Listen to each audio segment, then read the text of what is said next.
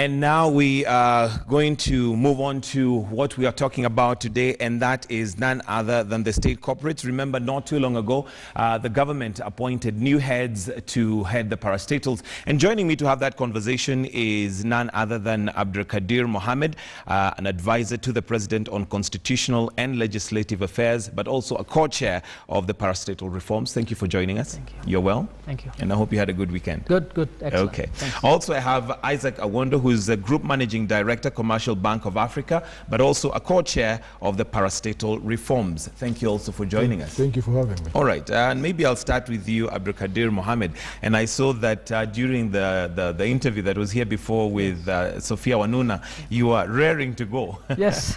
Yes, you know, I was fortunately in studio, so I could hear her guest speak.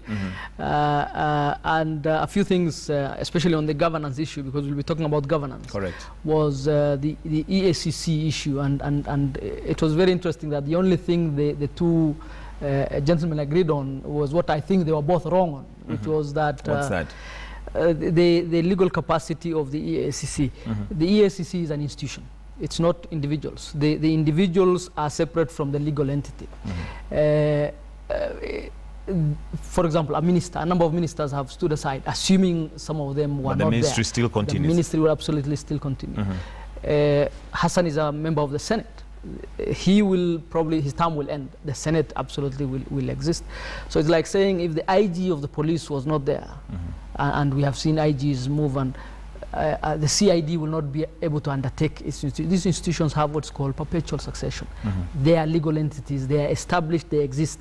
Even when they are not populated, they still exist, number one. Number two, on the procedure of transferring files, that had already been agreed between the Commission and the DPP earlier on, unbeknown to many of these people, that it is the CEO's hand that delivers those files, even when the commissioners were around. Because of the history of the EACC, the EACC came up from the Anti-Corruption Commission, which was headed by a director, one person, not a committee. So as a result, a commission. So as a result, the history was that it was the director who was the active ingredient in the institution. So you used to have the board, but the board never used to deal in which file goes or which file doesn't. Maybe so that we don't concentrate too much on that. Yes. Can it operate without the commissioners? Absolutely. Now, it depends on what the operating you are talking about. There are certain functions that are for the commission, right, per the constitution, per the act. Those are the functions that must be done by the commission. That does not include investigations. That does not include who sends a file to the DPP. Those functions absolutely go on.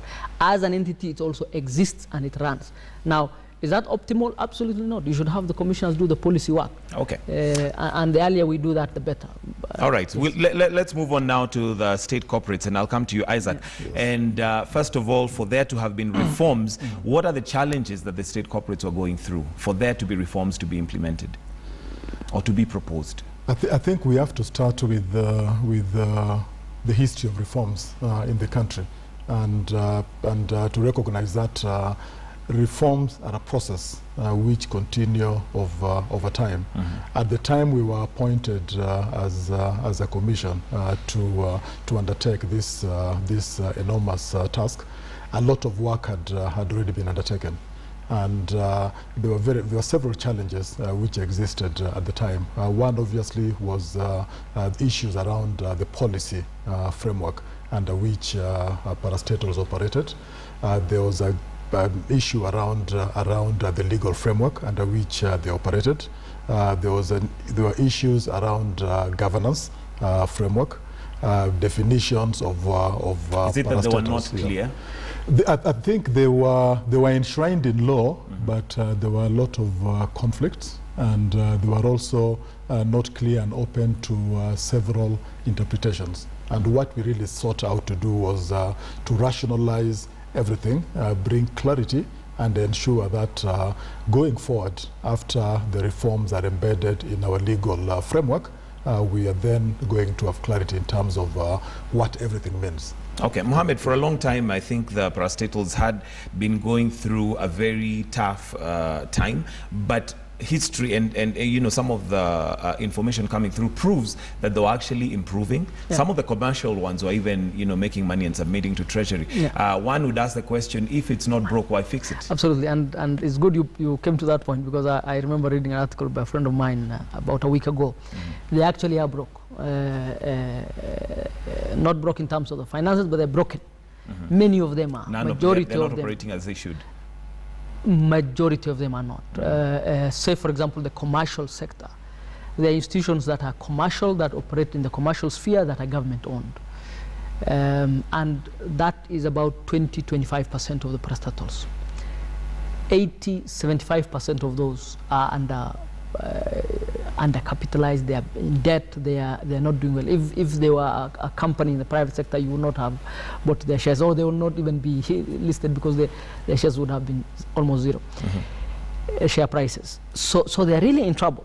If you look at any of the sectors, and that's why I was shocked by the gentleman's assertion, because if you look at any of the sectors, look at the sugar sector that was a subject in the earlier discussion. Correct. Almost 50 billion write-offs required, 50 billion shillings write-off required. None of them in good shape. The one that's semi-government at Mumias, which was probably the larger and the more well-known, you know, the issues that they have right now, and each of the others. Same in each of the other sectors. Look at the railways. Look at what you're saying banks. is Look that they're actually in very bad shape. Now, there are a few bright spots, and those are mostly the government linked as opposed to government owned. So, for example, Safaricom was a parastatal essentially, and now is 30% owned by the Kenya government, or 30+ by the Kenya government. It's a very, very good story. But how many Safaricoms are out there? Very few. And that's what we are interested in. Why is it that the government-owned companies are making losses, broadly speaking, generally, when their counterparts in the private sector are making money? Okay. Yeah. We're going to come to the governance issue in terms of why maybe they're making losses and all that. But I'll come to you, Isaac, and you've mentioned that some of the things that were the issues were legal. There's some which were commercial. And one might argue, looking at what we're looking at now, the Mwongozo that has come out, is that there's more prescription than analysis that has gone through. There's more solutions being given, yet we don't get the analysis. What are your comments on that? Let me understand, when you mean analysis, there's more prescription of what should be done, as opposed to creating the challenge, highlighting the challenge, then giving us a solution. I think to get to a prescription, you must go through an analysis process, and I think that if there was anything which received the most attention, I think for us, it was the governance framework. For the reason that governance is something which has been topical globally over the last 10–15 years, and especially focusing on government-owned entities. There's a lot of work which has been done in that area around ensuring that there's clear separation of roles between shareholders, boards, and management. And if you go into Mwongozo and look at it in detail, we actually went to the professionals in the area of governance and management of institutions, looked at best practice on a global basis, what was happening in other parts of the world, which we used as benchmarks. That's one. Two, we took in the Institute of Certified Public Secretaries that actually worked very closely with them to ensure that what we came out with from a governance framework perspective reflected best practice. So Mwongozo might appear prescriptive in that manner, but actually that prescription is important to ensure that there's no doubt about what people's roles would be when they are managing these institutions. The shareholders has a very, very clear role to play, and that is defined in the Articles of Association. The directors have a very clear role to play, and then the management have a very, very clear role to play. There is a very strong self-supporting framework within that, which we have ensured is clearly defined, so that nobody is in doubt about the role they are supposed to play, and then play that role effectively. Because if everybody plays their role effectively, I think you'll find that a lot of the governance debates which we have will actually be irrelevant. Okay. So maybe just to, the question you asked, what specifically was the problem before you gave the solution? Yes. So for example, a typical parastatal, who runs it? Is it the CEO? Is it the board? Is it the PS? Is it the minister? Is it the office of the president? Is it parliament?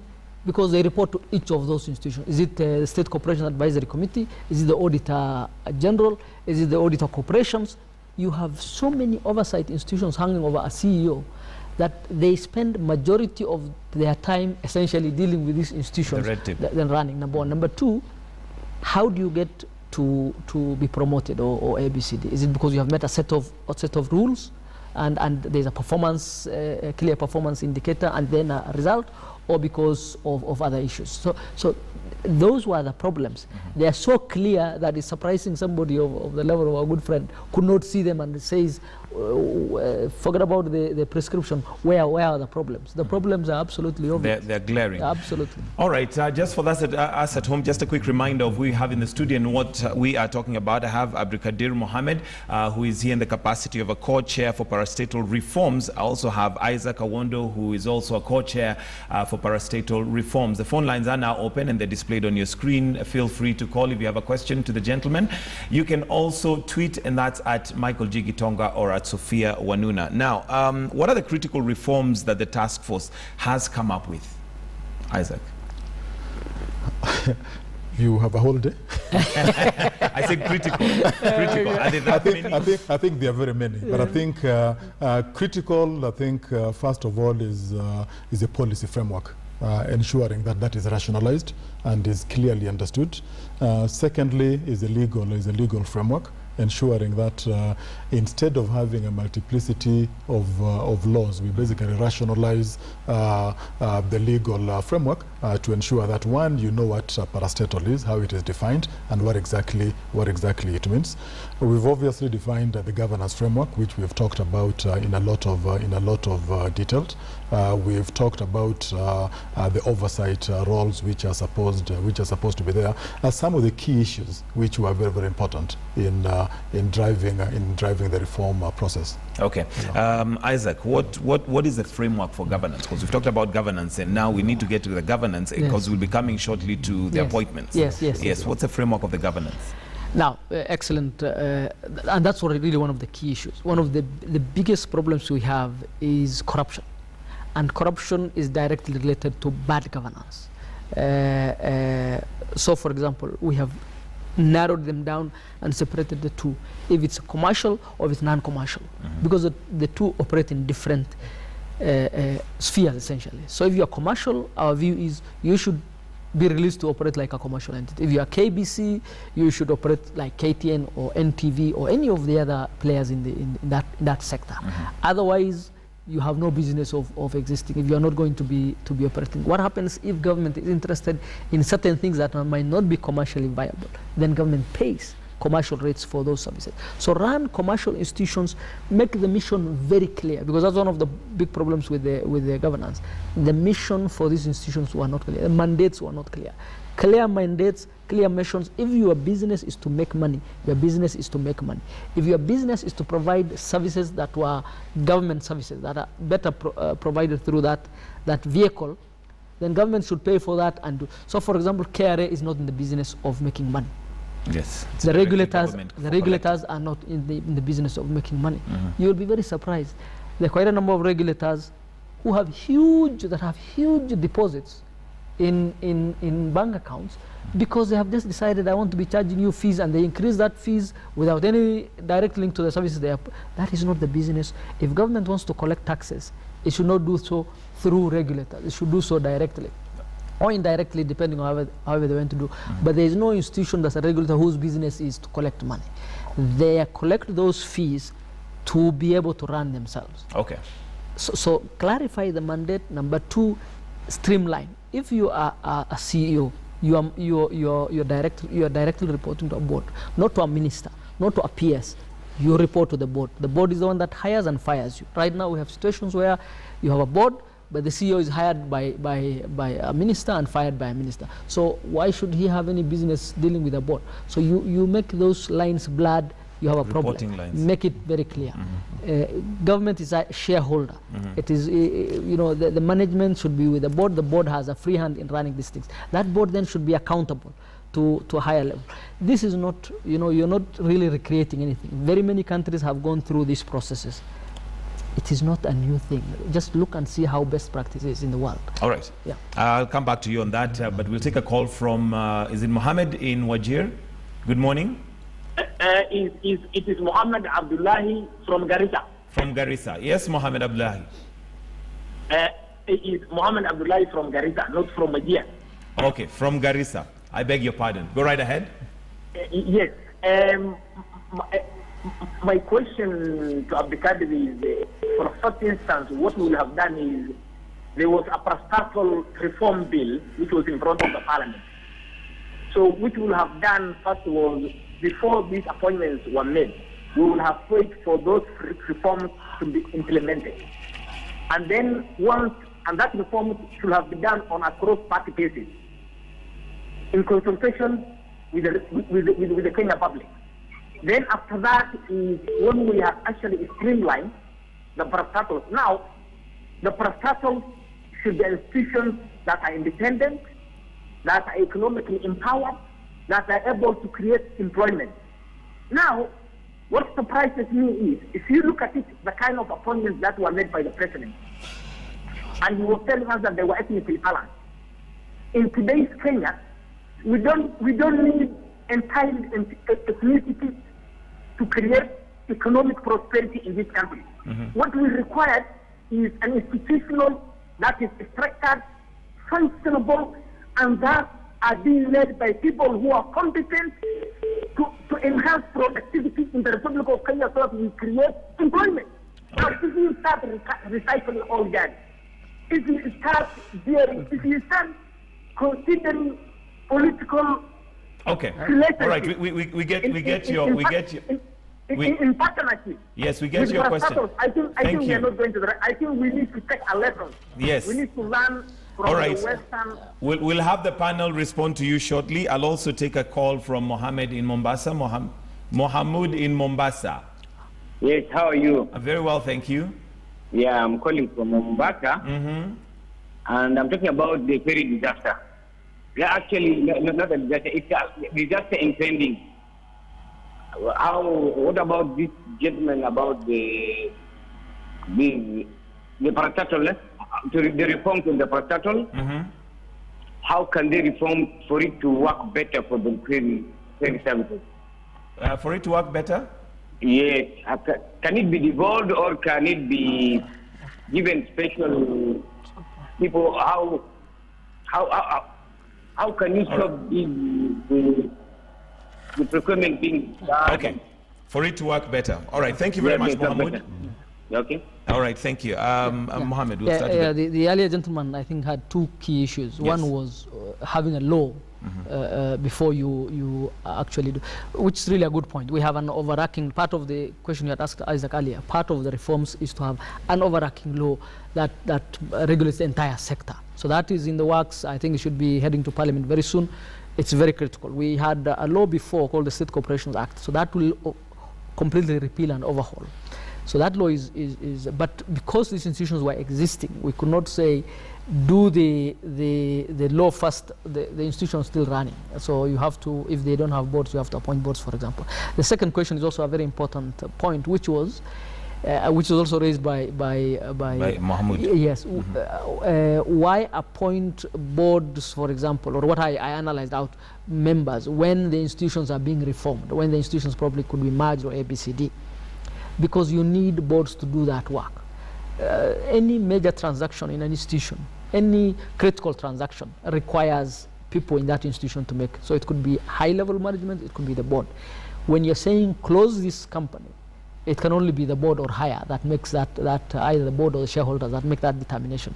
So, for example, I've had the legitimate question: if you are going to merge two institutions, why are you appointing boards to both of them and you want to merge them a month from now or 2 months from now?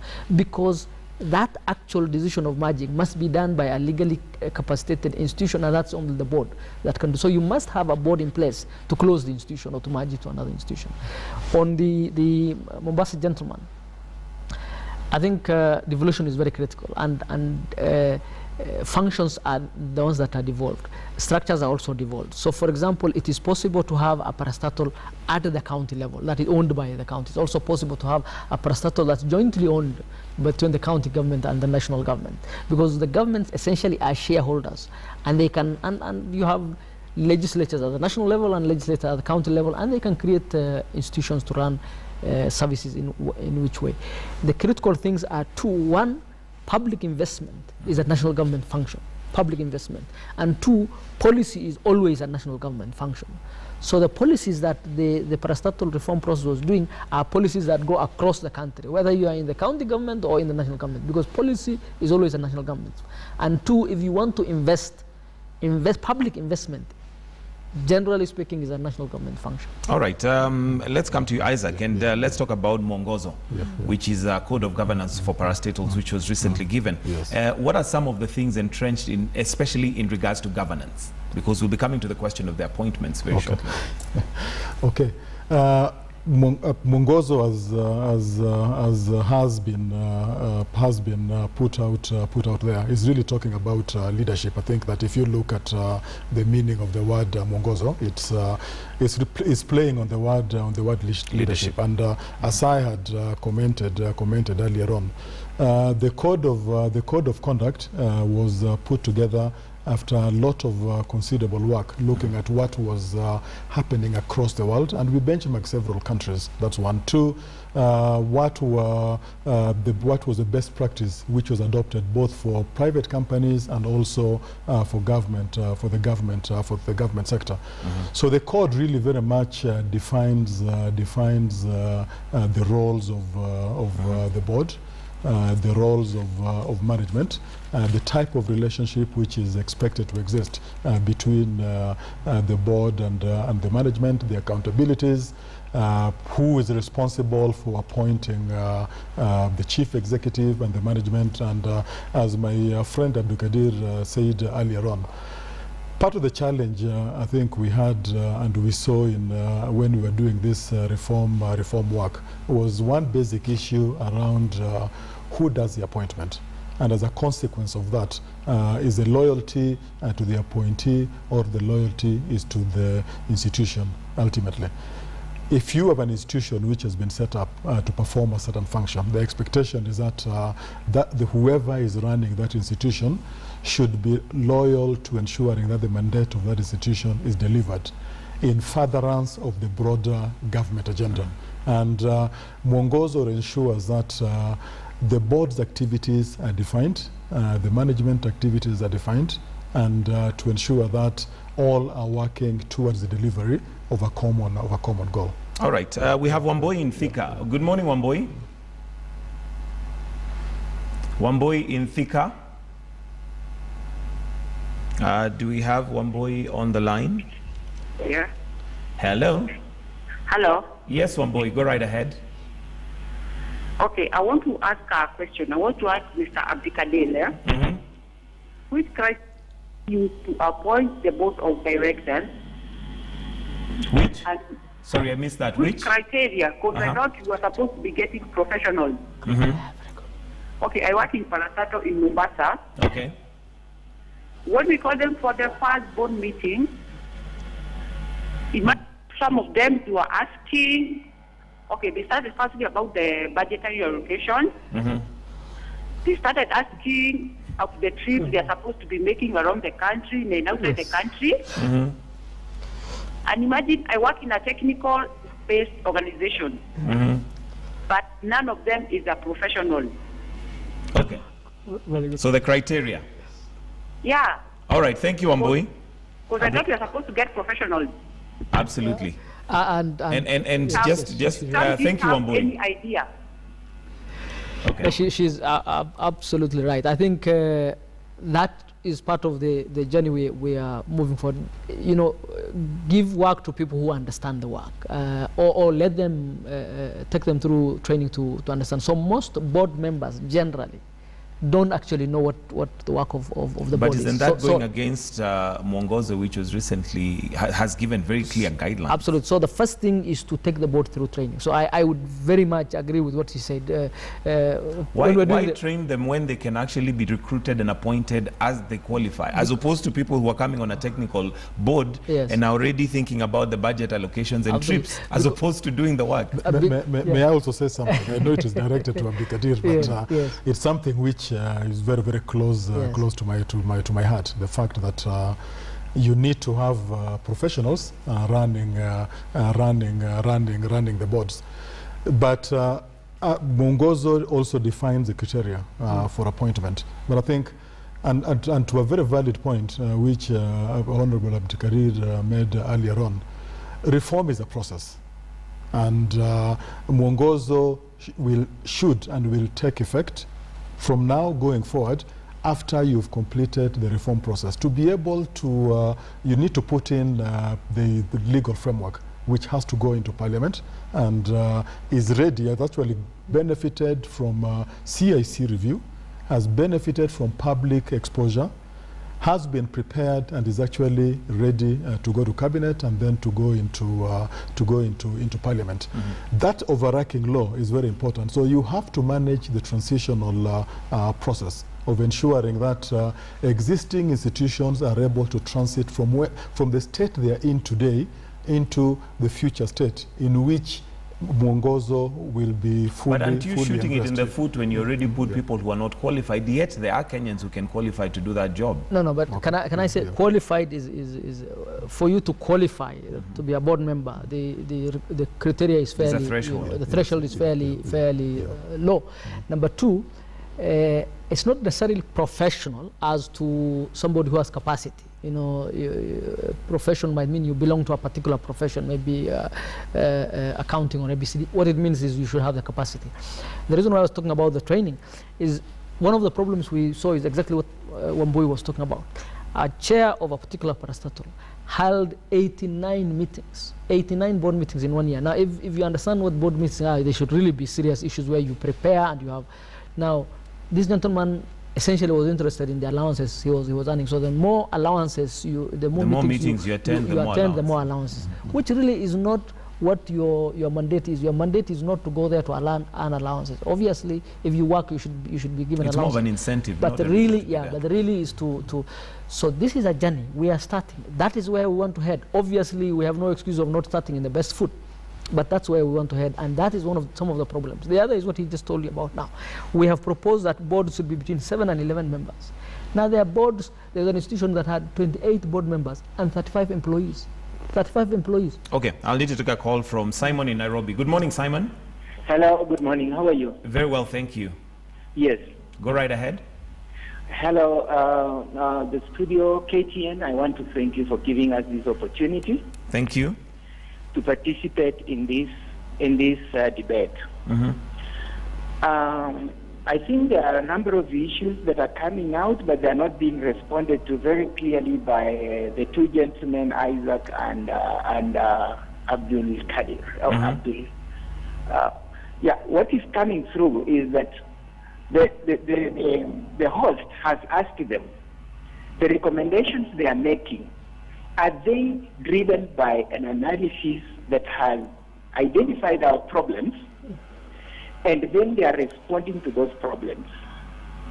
The problems we have in Kenya are because we come up with prescriptions that do not respond to actually the problems on the ground and deliver value on the ground.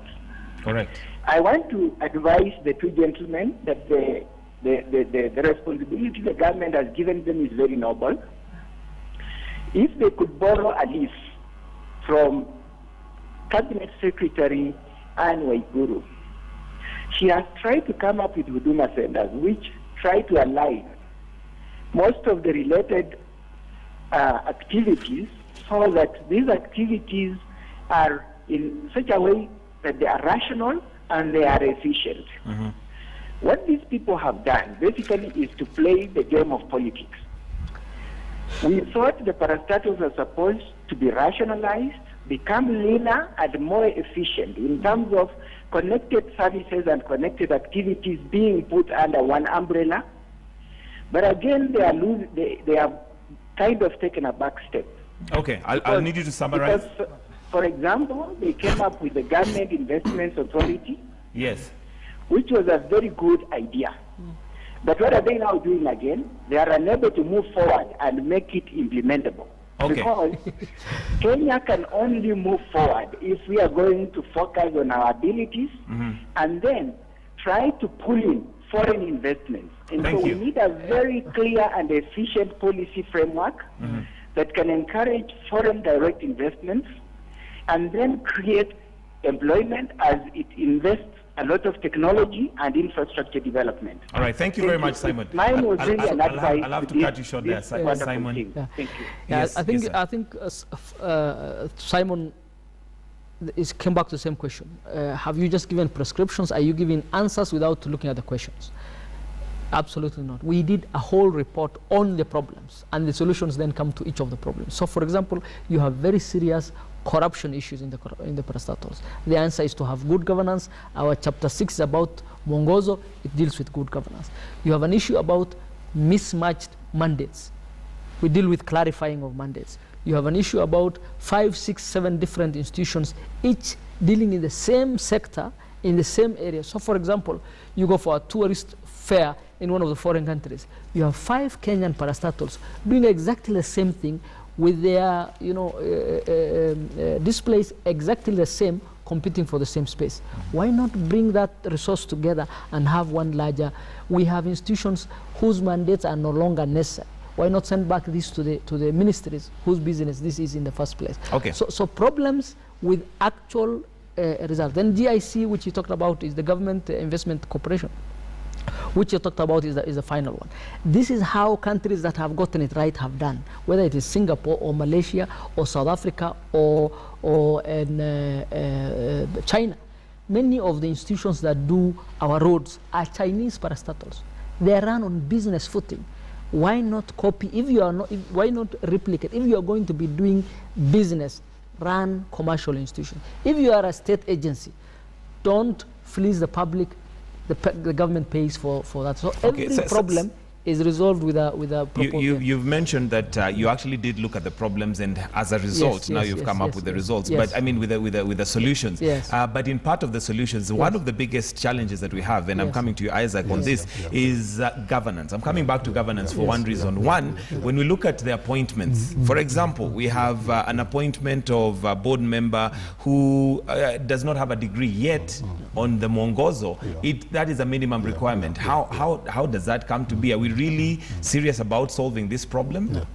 I think, as I said earlier on, the reform process, we are going through a process, and Mwongozo defines, in my opinion, the end state at the conclusion of the reform process, when the legal framework is fully in place. But if Mwongozo... So let me give me a chance to explain myself, because there is an end state we need to get to. And to get to that end state, you can either jump the hoop in one step or jump it in 2 steps. You still achieve the same result at the end of the day. We believe, and I believe very, very strongly, that to be able to get to the end state, you need to ensure that the enabling environment, which is a legal framework, is actually fully in place. Because if you don't do that, then you have a potential conflicting process between what you've prescribed as your end process, which is Mwongozo, which in my view should be applicable once every legal framework is fully in place, with what is the existing law, which defines each of the institutions as they exist today. And what I would actually urge is that there needs to be a bit of patience to allow the process to actually go to its logical conclusion.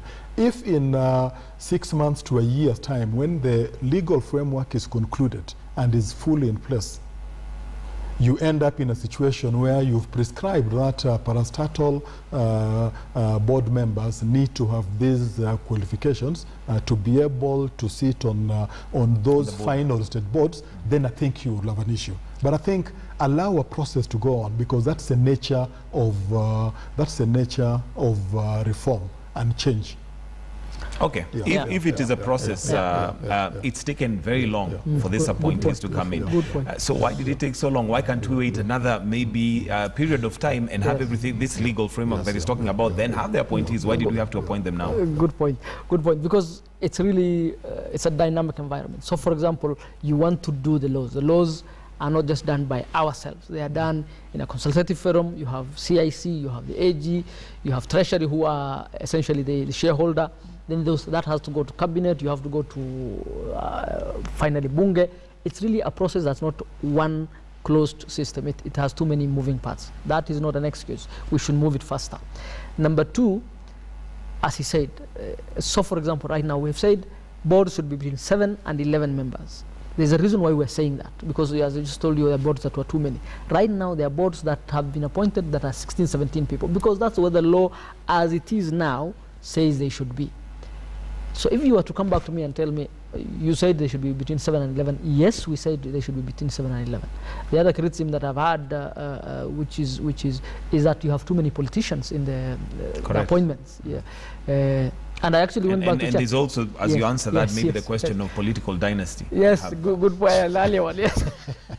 Good point. So I actually went and checked back. Out of the 300 plus, the 8% that are politicians. 8%. Obviously, they are far much more well known, and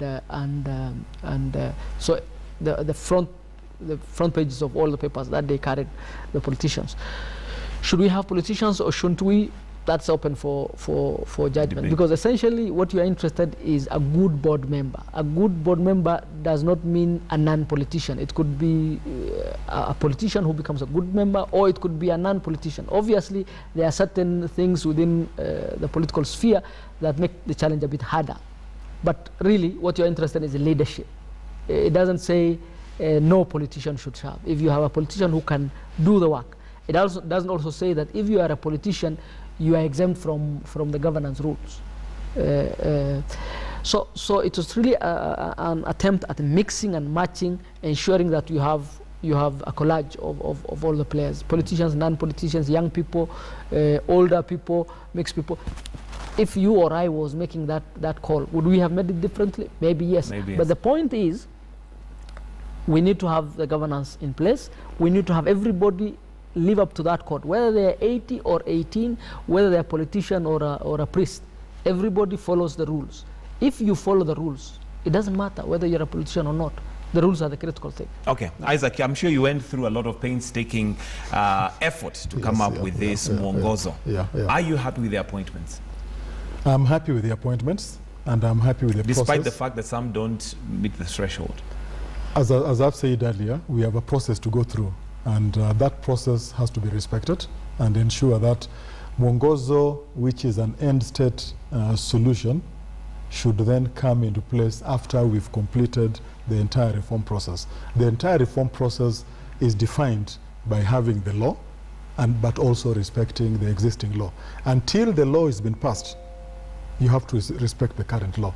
And so there's a law under which each parastatal is set up today, which defines everything.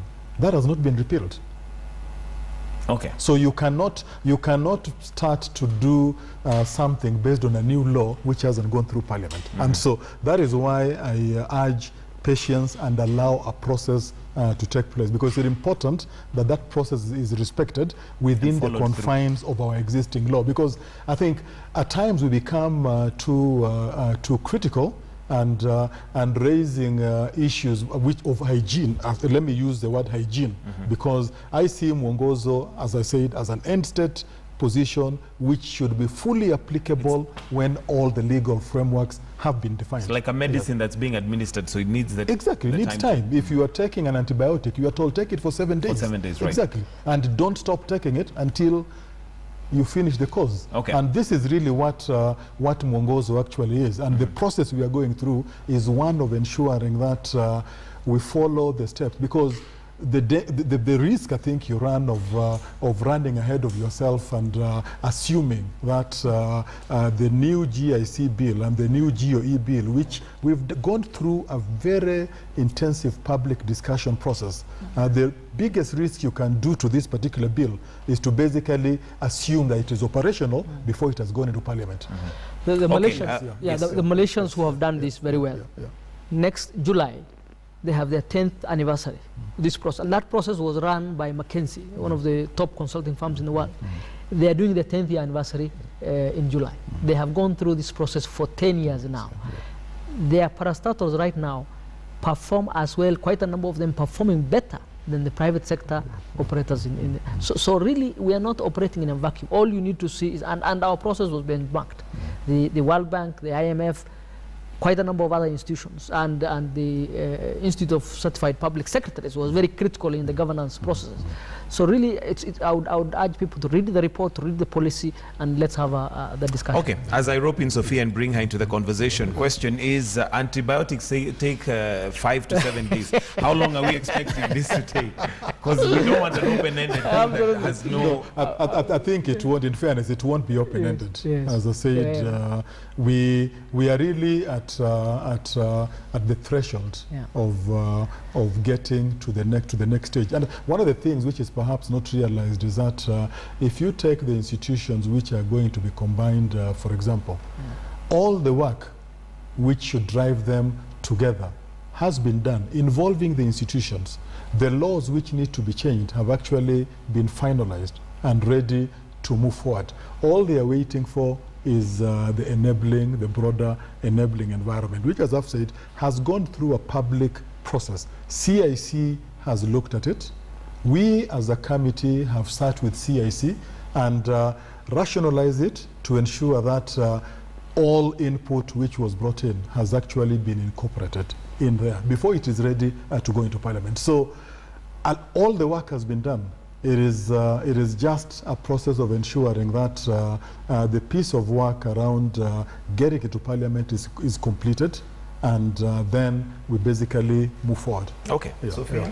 Yeah, thank you for joining us. Important conversation. So appearing to concede that while a lot of work was done in putting together the structures and these appointments, there's still some more work to be done. But I'll put this to you because I heard you answer in as far as some of the appointments that we saw, and you said, and to quote you because I wrote it down, if you or I were making the call, would have perhaps made it differently. Are you suggesting that in some of these appointments, what you gave to the president is not what you heard announced later, that perhaps your advice was not taken? No. What I'm saying is it's subjective. You see, if you say this is the best I would have done, it's a very the call is subjective. Okay. What we are interested in is the objective criteria, which is what the rules are. So long as you meet, you abide by the rules. Whether I like your face or not is a different matter. So if you are a politician and you abide by the rules, fine. If you are so really it is subjective. If it was I doing or you doing or somebody else doing, you can say I would have done it differently. That is a subjective decision. The gentlemen or the people who have a mandate from the public, and that is their mandate to do. Maybe you would have, When you have 5 members of a family in these appointments, that has raised eyebrows. Well, in a country that inclusivity is an issue. So you gave out that list full well, knowing that criticism will not come through? Absolutely. No, first of all, when giving out the list, the assumption is that somebody gave a list. Even that you have to know that was the case. But I would imagine if you are a qualified, say you and your sister or your brother are all qualified people. If one person had a look and said, look, this is one family, I agree with you, but assuming you are from different ministries, you have come through different processes, how would you know that these are related people? And two, the fact that your brother or your sister was picked, does that disqualify you at the individual level? At the global level, we should have an inclusive society. But at the individual level, assuming nobody knew that it was the same siblings who are being done, you are still qualified. I think the critical role is going forward, build on it. We have a lot of unfinished business. But this is an important journey, and it is a lot of good, and we should not close it, which is really what quite a number of people seem to be saying. It's taking too long. I agree with you. But this is a journey that's critical, and it is very... So, for example, one of the questions you had asked earlier about the wage bill. In 2011, the wage bill for the parastatals was 131 billion shillings. Okay. Larger than the teachers. Yeah. Larger than the teachers. we really need to reform that so that that does, now 2015, I don't know how far it's, and that was just 188 out of the 200 plus. All right. Yes. All right. My director tells us we must go. Okay. Although as you go ponder on, yes, on one hand you said they're Yes. qualified, and it Yes. doesn't matter if they're from one family, Yes. but perceptions are very That's key true. in That's earning true. confidence, winning you I support agree. across the board. I agree with you. So I I'm agree. sure there could be also other qualified people from other places, but we must Point taken. go. Point taken. Director says our time is completely gone. We're at 9:01 and we finish at 9. So thank you so much. And to our viewers this morning, for also those calls that came through earlier on, we thank you for engaging with us. That has been a great show. I learned a lot as well. And for all of your feedback, which unfortunately don't have much time to go through this morning on Twitter, but we'll be retweeting some of that. And we thank you for talking to us here as well. We'll see you tomorrow. Person of Interest is going to be very exciting. Stand by for that. And also your health tomorrow. We've planned for that as well. Thank you for watching. Michael, it is time to go. Yes, it's time to go, and really there's a lot to say and a lot of response, but at this time we really have to just end it right there and wish you all a wonderful day. Please do join us tomorrow bright and early. Have yourselves a good day. All right, bye.